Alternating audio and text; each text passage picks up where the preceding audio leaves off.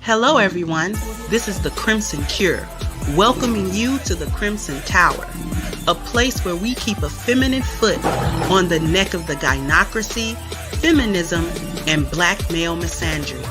So go ahead, pull up a chair, stay a while, and listen.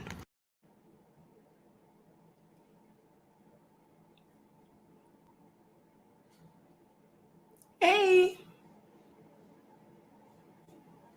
How's everybody doing today on this wonderful Friday?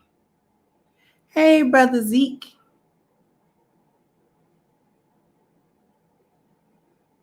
Is everybody doing all right today?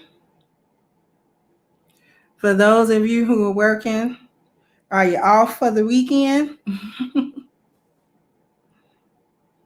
Because I don't got no time clock. Hey, Winston.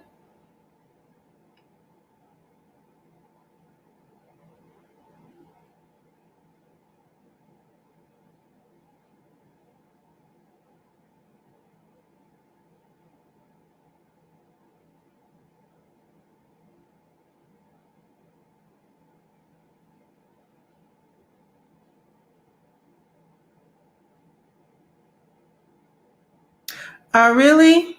Has it sparked some good conversations for you? Because sometimes that's what I really want to do, is spark some good conversation. Oh yeah, trucking don't stop. Yeah, that's one of those. Really good pay, but you gonna work for it. At one point, excuse me.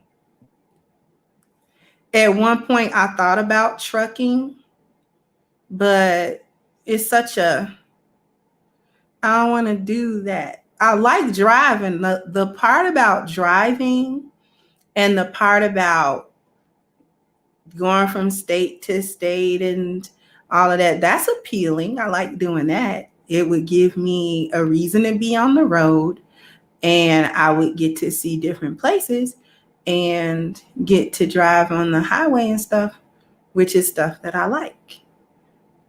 But the other part of it is really, really masculine. And it strikes me as dirty. And I'm not saying truckers are dirty, but like if you're over the road, uh, if you're over the road, you have to like take a shower. And since I've taken road trips and stuff, and they're truck stops, and sometimes those truck stops have like a shower place and like that, just I have phobias about stuff like that and like OCD about stuff like that.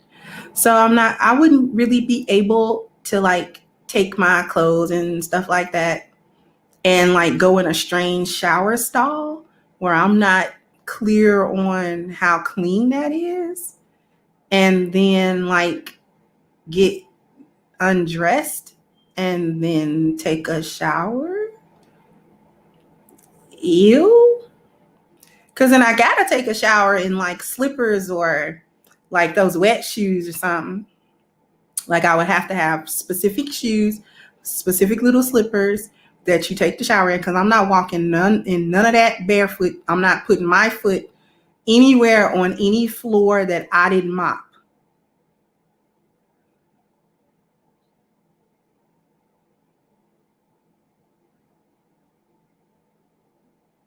Yeah, see, I see them in Love's, like the truck stops and stuff, and Flying J's and stuff. I would just have to go get a hotel room. Is that allowed? Do you gotta stop at the truck stop? Because I know that you have a time that you have, even if it's over the road, you can't just be leisurely driving and not watching your time. That much I figured out. So I just want to rent like a room, if not all night, for a couple of hours. Just give me like a quick little Motel 6. I park the truck, quick little Motel 6. I can catch me a shower. I can change my clothes. I might be able to get like an hour or two of sleep, and then I can hit the road.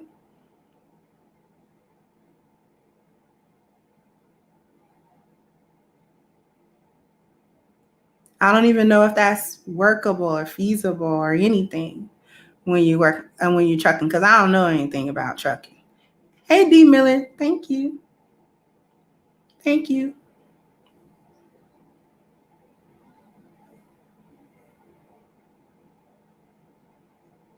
Yeah, because see, I think that would probably be the biggest thing is the parking, where you gonna put the truck, because it's so huge.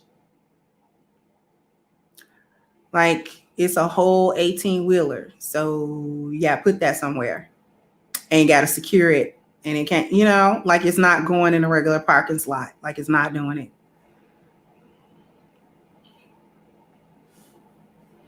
Yeah, see, that would be my thing. Like having to stop.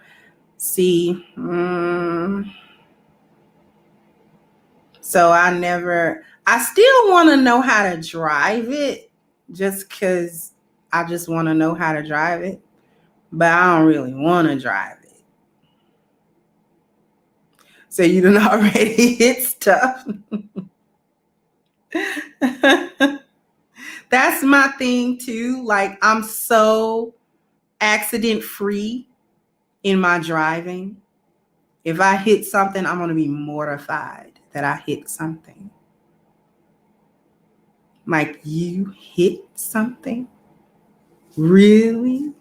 I would be mortified about that.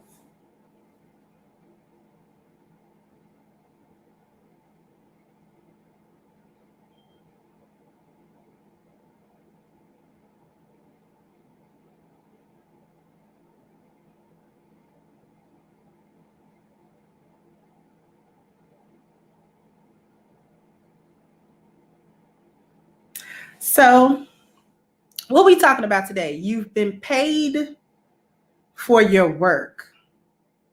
And today we are finally on number 10. Bing, bing, bing. Number 10 of the 10 life values, which is the wealth value. Now, commonly, we think of wealth in monetary terms. People are poor or rich, depending on the type of money that they have or don't have. So if you don't make a certain amount of money, regardless of how you make it, if you don't make a certain amount of money annually or what have you, you can be considered poor depending on what that money is. Or if you make at or above a certain dollar amount annually, then you can be considered wealthy or rich. Okay. And we all know what it is. Thank you, Brother Zeke. We all know what it is, with the money. You are either rich, poor, or somewhere in the middle, which we know the middle class is almost extinct now in today's economy. The middle class doesn't really exist like it used to. But still, there are those people who are pretty good, pretty well above the poverty line, but still below where they would be considered wealthy or rich in terms of money. They are in a playlist, Winston. My 10 life value based videos are in a playlist called the XLV series. XLV, X like the Roman numeral 10, and then LV for life value. So they are in a playlist. I'm gonna have to double check to make sure that the most recent ones are in that playlist, but they are in there. So if you want to go back and watch those videos from the beginning, from the spiritual value on through, then you definitely can go to my channel and click that public playlist and watch to your heart's content. So we think of wealth in terms of money. We think of wealth in terms of, how much money you've made, what kind of work you do, what kind of profession you do, that sort of thing. But we don't usually check to see how wealth translates into other ways and other things. Because a person can be monetarily not wealthy, but they are a very kind and generous person. So they are wealthy in generosity and kindness. Okay. Then there are those who are financially wealthy, but they are also miserly. So they're also wealthy in miserliness. Then there are those who are wealthy in knowledge. They don't have a lot of money, but they have a lot of wisdom and knowledge to dispense, which is valuable.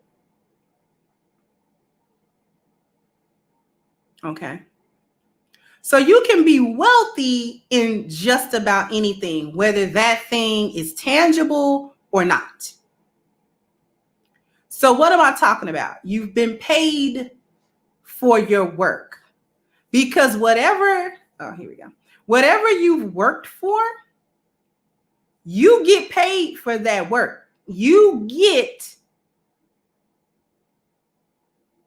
I guess the best way to say it is the old saying, you reap what you sow. And some people lose sight of what that actually means.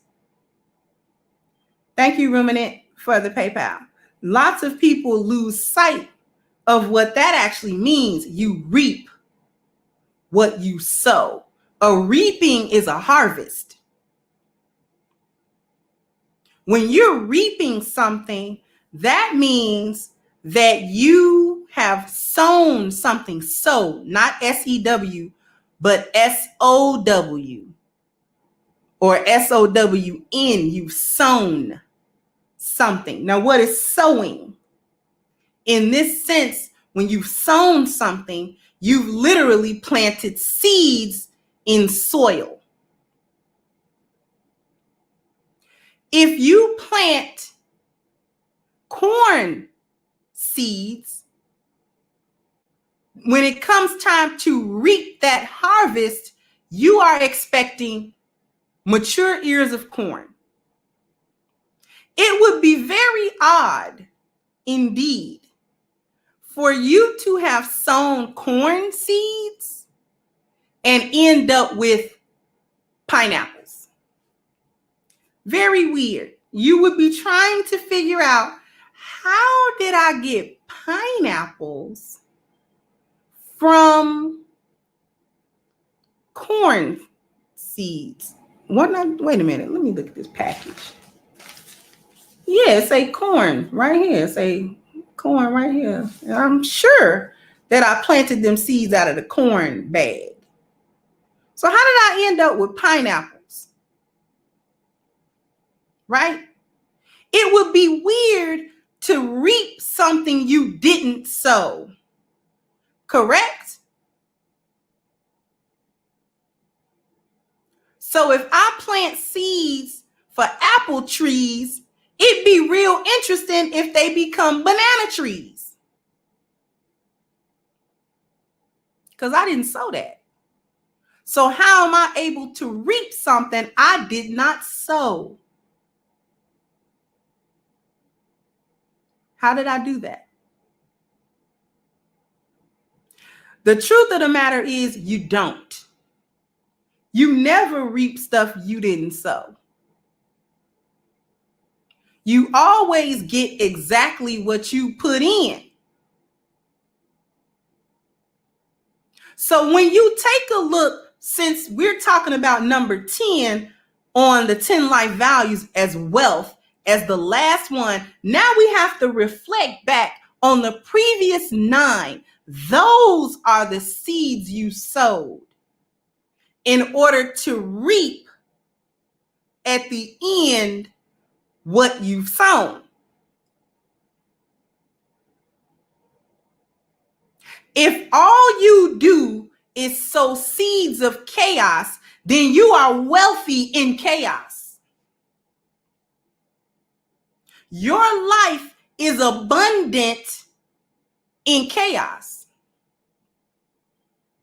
If you constantly sow seeds of malcontent, negativity, and evil, then you will get that. That is what you will be surrounded in. One of the companions of the prophet, peace be upon him, name was Umar. May Allah be pleased with him. And one of the things that Umar said was, if you spread good, good will spread. But if you spread evil, evil will spread. Very simple, but very profound. If you spread good, good will spread. And if you spread evil, evil will spread. If you do things to accumulate a wealth of knowledge, then you will have a wealth of knowledge. You've studied, you've spent years, you've looked, you've been well read, you've listened to this discourse, that discourse. You have been immersed in gaining knowledge, either generally or of a specific kind. So if you spent that type of time and effort to accumulate a wealth of that, you will have a wealth of that.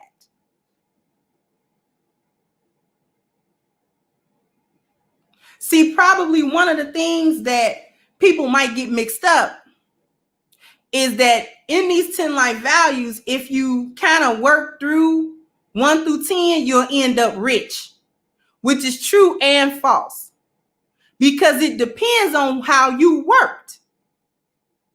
The seed that you sow is in the spiritual value, because whatever your spiritual base is, dictate how you move through the rest of your life. If your spiritual base is rooted in all of this negativity, all of this craziness, foolishness, then you're going to approach every other important part of your life with that same energy.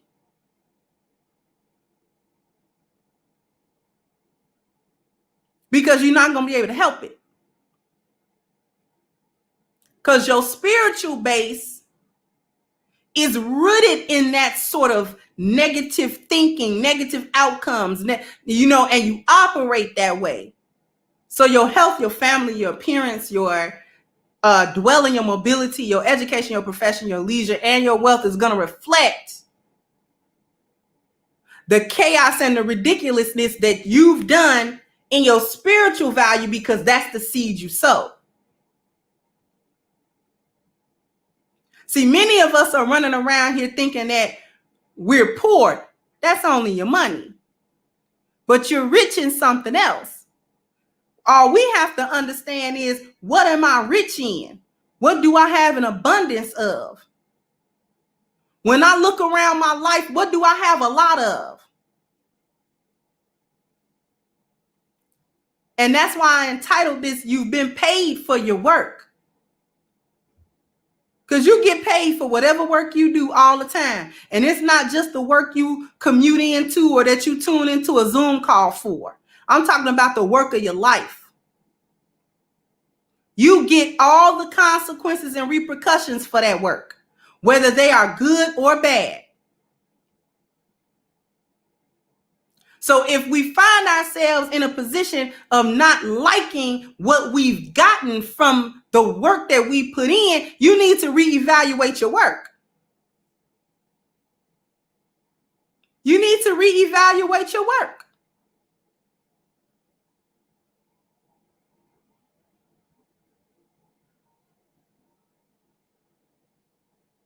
If you don't like how you getting paid, you need to reevaluate the work. If you are getting mango trees after planting seeds for grapevines, you need to check that seed bag in your work.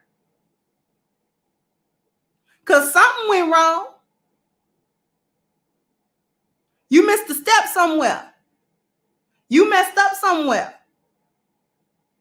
Somewhere along the line, you planted for mangoes. Yes, you did. Because that's what you got.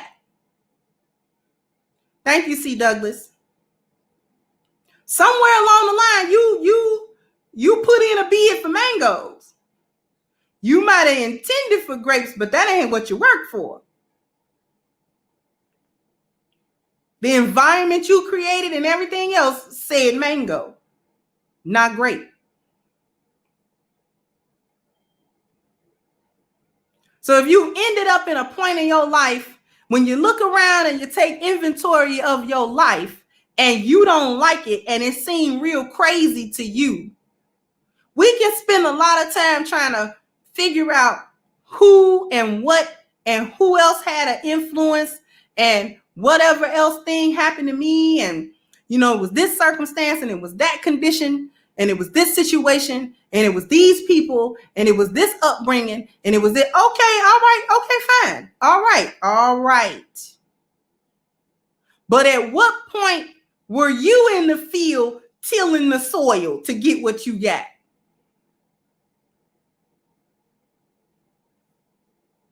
And if you sit here and tell me, well, I didn't go in the field to, it was everybody else in the field, that's your fault too. You should have got out there and worked. Maybe you'd have got what you wanted to get.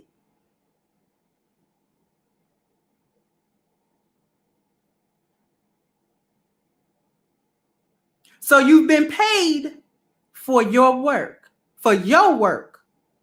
Not everybody else's work, yours. You're wealthy in something. Because even if you're wealthy in money, you work for that. You did whatever was necessary for you to get yourself in a position where you are financially wealthy.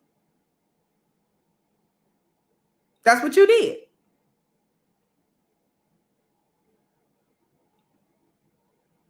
So you got what you've been paid for your work.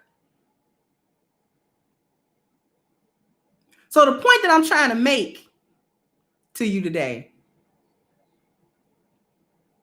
is that once you take a look at where you've ended up,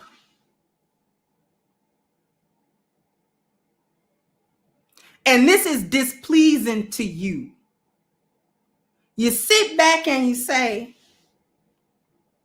I'm not in a good place in my life, or I'm not in the place in my life that I thought I would be at this time.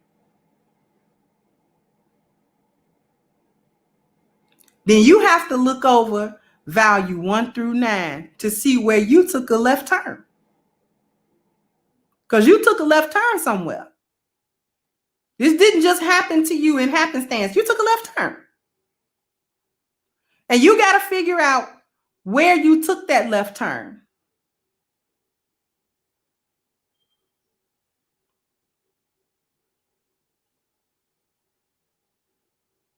You can't just end up in a place and then play dumb like you don't know how you got there.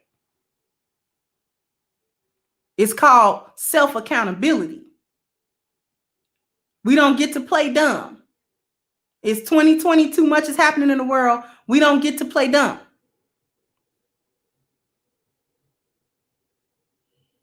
If you 49 and you find yourself still well below the poverty line and it don't have nothing to do with the I'm not talking about that. That's just where you were before anyway. Then you got to look over what happened to you. How you get to that point? How did you get to that point? Because it's something you did. Because even if the situation and circumstances are not in your control, your reaction to them, that's in your control.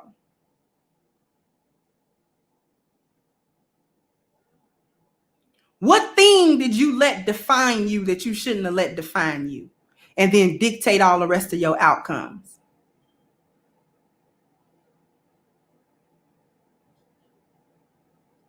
You got to find out. Time out for the excuses, time out for your dysfunction, time out for blaming others and trying to look to, you know what I'm saying, it was you, was that, it was that. And those things might have happened. You might have got hurt by somebody. This situation might have broke you down. But how you going to fix it? You're getting paid for your work, whatever your work is. You reaping what you sow. So being surprised when it's time to reap and harvest, that's not going to go. That's not going to fly.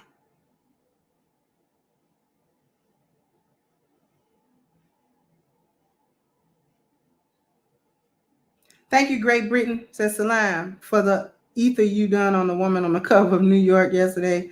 I played it 3 times at work today. You went in. Thank you. I figure you'd appreciate that, Great Britain. Thank you very, very much.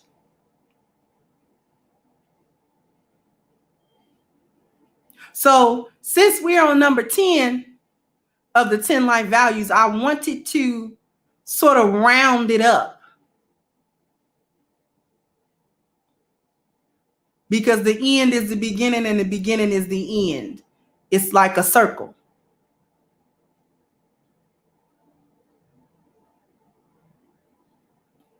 Because the work you put in is dictated by your spiritual base. Because your spiritual base dictates how you move through your life. And it dictates your outcomes. All of them. Nobody has time anymore to blame, to play the blame game for how you ended up in your life. Ain't nobody living your life but you.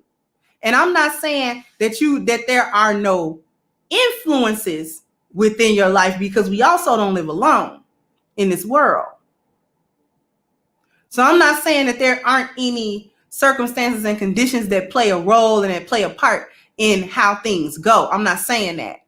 But at the same time, we need to be responsible for the decisions that we make and the things that we do that help dictate these outcomes that we're having, especially if we're not liking these outcomes. Especially if you don't like where you ended up.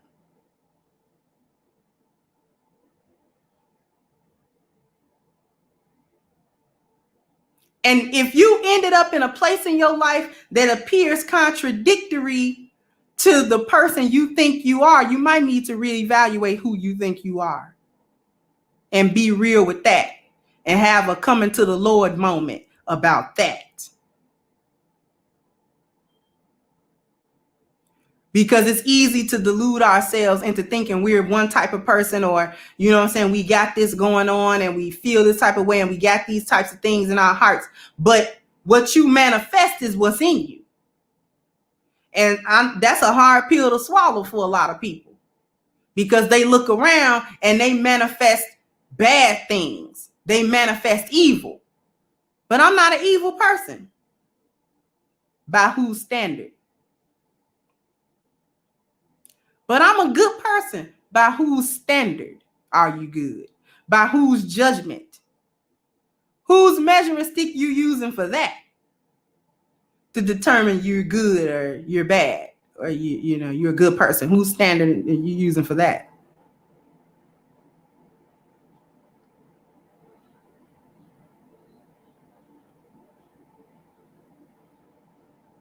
So all of this talking about, well, I'm a good person, I don't know why all this stuff happening to me. Because you manifesting it somehow. Somehow you're manifesting that stuff. And you need to figure out why. Why you wealthy in chaos? Why you wealthy in confusion? Why you wealthy in mental disorders? Why you wealthy in behavioral disorders? Why do you have a wealth of children and a dearth of husbands and fathers and families?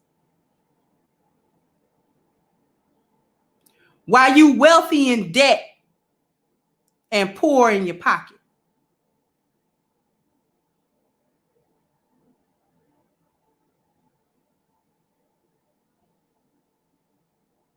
You got to think about why you wealthy in this stuff. Why every time you turn around, a calamity is happening to you. I know y'all know people. I know y'all know people who every time you turn around, they got an emergency going on in their life. And they always the victim.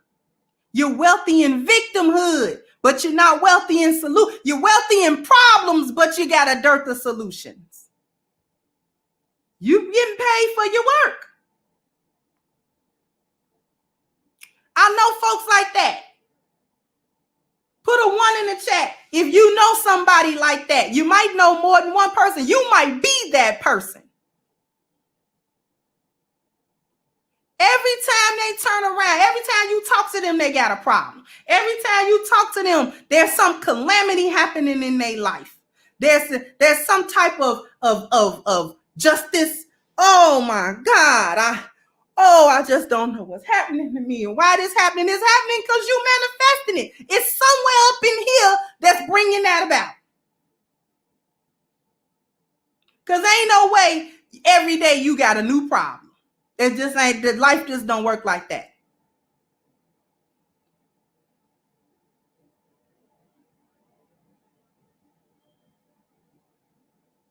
Allah subhanahu wa ta'ala said, "Innama ala usri yusra wa innama ala usri yusra." After the hardship come the ease. Verily, after the hardship come the ease. Ain't nobody got a problem every day. You're a problem.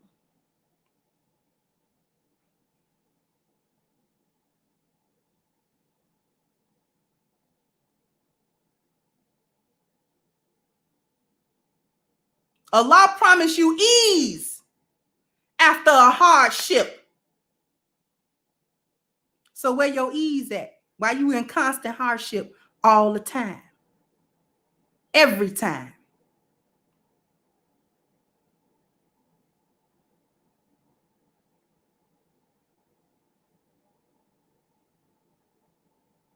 Nothing ain't never come easy to you. Nothing ain't never just smooth. Nothing never kind of just work out. Nothing never kind of. What are you doing to prohibit your own success? See, and this is a pill I had to swallow. This how I can talk about it.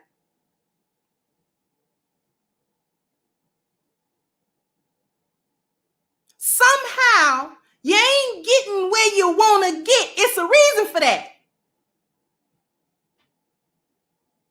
But I'm doing everything I can to be. Are you? Let's take a look at that. Let's roll that beautiful beam footage. Are you doing everything that you can to get ahead and to achieve? Or are you doing some stuff to sabotage?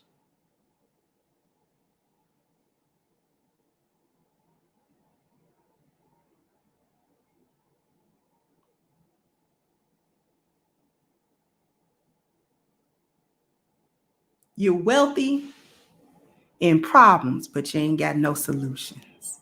Or you don't want the solution. How about that? See, folks that's got a calamity every day, 365 days in a year, you don't want no solution. You ever run into them kind of people? You ever run into them kind of people that don't want no solution? I've run into them kind of people. I leave them people alone. And you know how you know they don't want no solution? Because they come to you with the problem, and every single time you say, well, what about this? Well, what about that?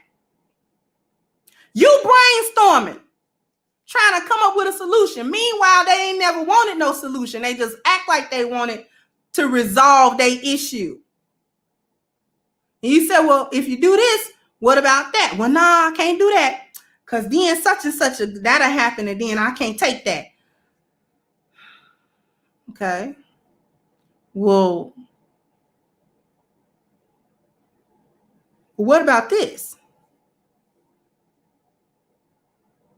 Nah, I can't do that. Why come you can't do that? Because I just can't. I can't do that. They won't let me do that. Who won't let you do it? Nah, I can't do that. Oh, well. But what about if you did this, waited a month, and then did that? Would that help? I don't know. It just don't seem like that would go right there. Then they get the grant. No, see, no. Mm-mm. You like these problems. Don't come to me no more with the problems because you like them.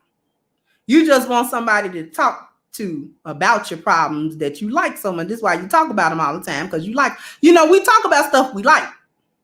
I don't talk about stuff I don't like.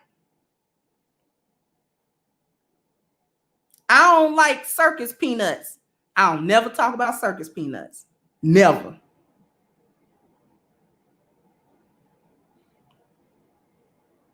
I don't like them little bit of honey candies. I'll never talk about that.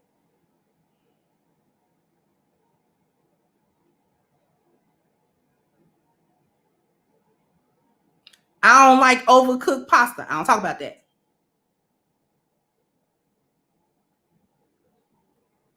I don't like being stuck in a lot of traffic. I don't talk about that. I don't make my content with that.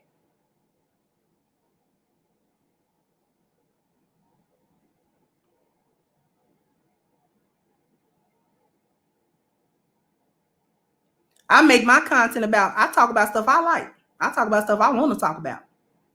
I like it. I want to talk about it. I want to talk about solutions. I want to talk about how we can get ahead, how we can move forward, how we can get to this healing process and not talk about getting to the healing process. When you gonna actually get into the process? When do the process happen? Because we've been sitting here a long time talking about the process and talking about when you gonna heal and how you gonna heal, but ain't nobody actually in the process.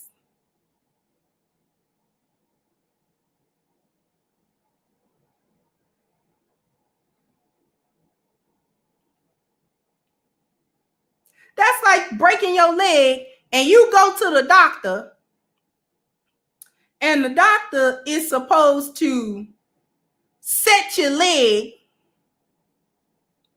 and all he do is talk about how he gonna set your leg. Well, if you come back next week, we'll go ahead and we'll discuss the different cast options and we set your leg. I can't wait till next week with a broken leg. What you want me to do with a broken leg until next week? Well, we could talk about it right now. The casting options. Do you want to talk about the casting options right now? Well, yeah, let's go on here and talk about the casting options. What kind of options do I have? Well, we could do a traditional cast, and we can put an air cast. He talk about all the different kinds of casts you can have. And then after he talked about all the casts, he said, well, I'll see you next week. You didn't set my leg. This hurt. You don't give me no Tylenols with codeine or nothing. I done broke my leg. I done came to the hospital. You done set my leg, and you talking about you done named all 4 different ways that you could set my leg, but you ain't gonna do it. How long do you talk about the healing, but you don't never go into the healing process?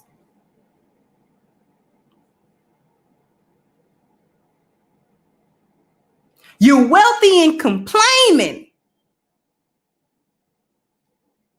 You're wealthy and complaining, but you ain't wealthy with no solution to it.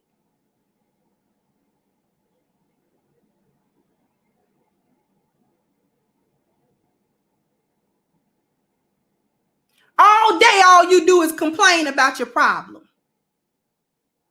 Even here in this YouTube space, all they do is sit there and complain. Where's the solution at?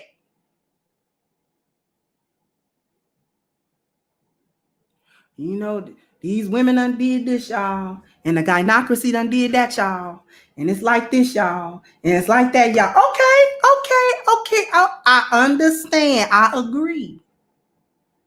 Now what we gonna do? Well, now we got to hash out the nuances of the problem. And then we got to go over the overall consensus of the problem. All right. And then after we go over the overall consensus of the problem, we're going to have to go back over with a fine-tooth comb all of the sub-problems.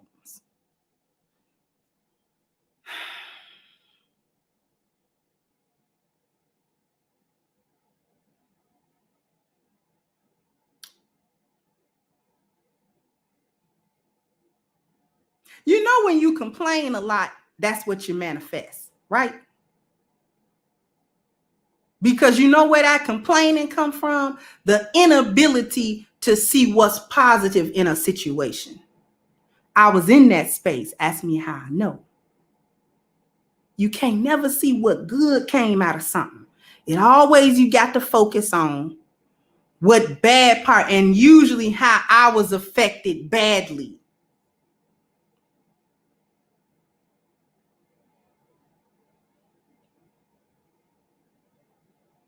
You're getting paid for what you're working for. That's why you ain't got no money. You wonder how you ain't got no money, because you work all your life to be poor. You've cultivated poverty, so you poor.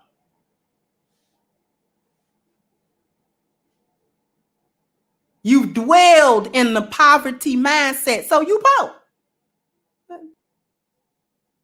Again, you planted for apple trees and you got bananas. You can't scratch. How I get bananas? Because you planted them.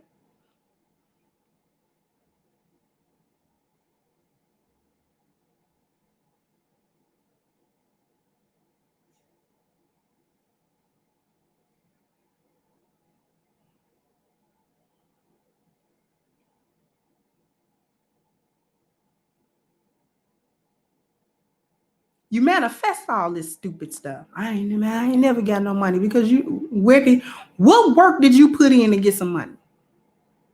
What you do? What did you do? You know, one thing I noticed that happens in life is you repeat cycles when you don't learn nothing from it. You repeat cycles when you don't learn nothing from it. You wonder how you get out of the problem, and I just keep having the same problem because you ain't learned nothing from going through it. You didn't learn nothing. You didn't learn your lesson from it. You didn't get nothing out of that. That's why Allah keep putting you in that same cycle, because you got to learn to move on.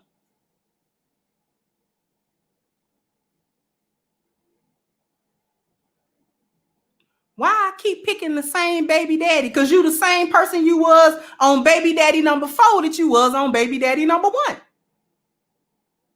You that same chick. How about that? How about them apples? You that same woman. That's why you keep attracting that same man and keep getting in that same situation and keep making them same decisions and ending up in the same spot all the time. What's the definition of insanity?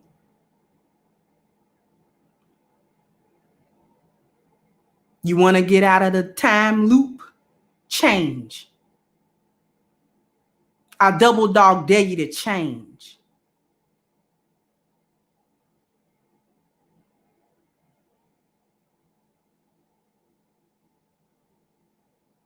I double dog dare you to change.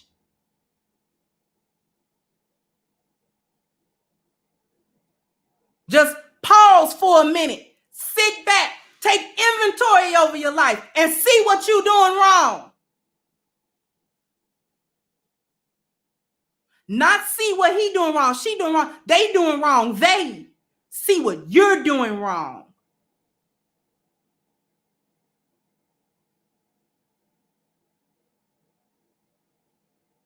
Because it's something in you. That's why you're reaping what you're sowing. You're reaping what you're sowing. Not what somebody else sowed. What you sowed.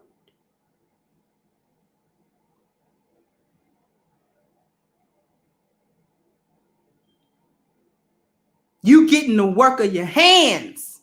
Not nobody else's hands. Your hands. You don't like your situation? Change you.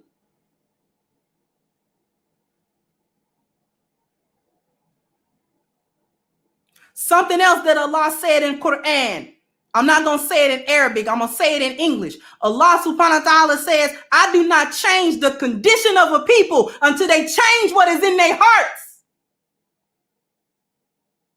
I do not change the condition of a people until they change what is in their heart.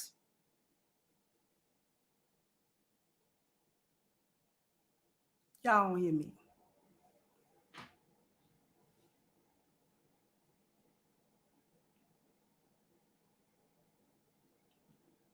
You got to change the condition of your heart first. Then the conditions around you change, because that energy changed and the things you attract change and you begin to repel other things.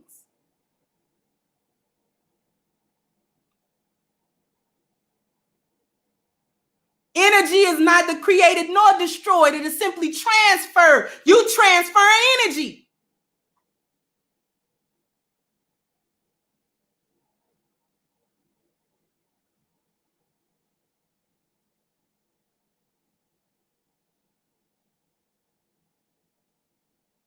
You sit somewhere and you say out loud, I want things to change. I want things, you know what I'm saying? And I just can't live like this no more. But you ain't make no change to live differently. You do want to live like that.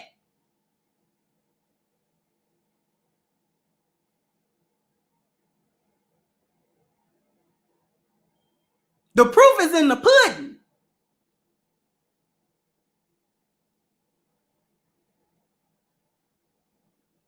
The proof is in the pudding. I don't want to hear all that yipper yapping. I want to see what you're doing. You can make your mouth say anything. You can make your mouth say anything. Anything come out your mouth. But what them hands do, what that heart do,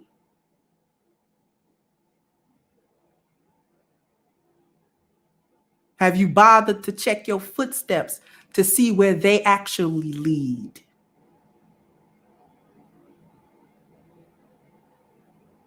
You keep walking in the mud and wondering why your shoes dirty. Stop playing.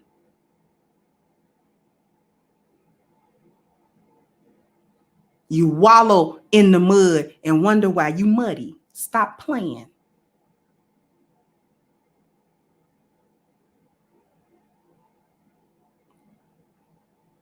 Even if you want to say, well, I don't be jumping in the mud. When I be over there, they come push me in the mud. Here's my question for you. Riddle me this, Batman. Why you standing on the edge of the mud pit? If you ain't interested in mud. You shouldn't even be nowhere where they can push you in a mud pit.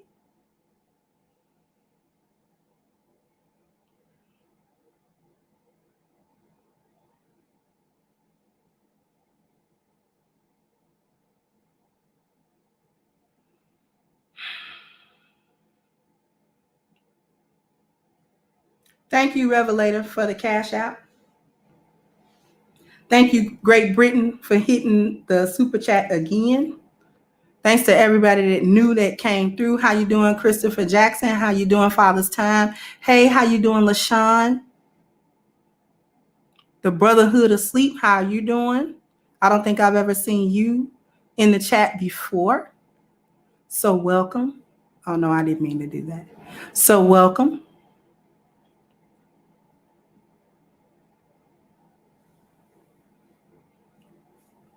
So what I want to say before we log off is that for a limited time only for the holidays, we are having a sale on A-Game. So please, please, please don't forget to look in the description box and click the link for agameherbal.com, and you can get a 20% discount using the code Kendra20.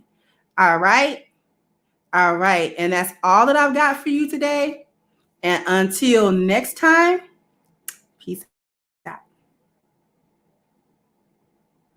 Hey guys, please like, share, and subscribe to the channel and hit the notification bell. And if you've got more to say on the topic, leave a comment down below. Also, don't forget to support our sponsor, who so graciously supports this channel by clicking the description box and the link for A-Game at agameherbal.com. You can go ahead and get a 10% discount off of your next purchase using the code Kendra10.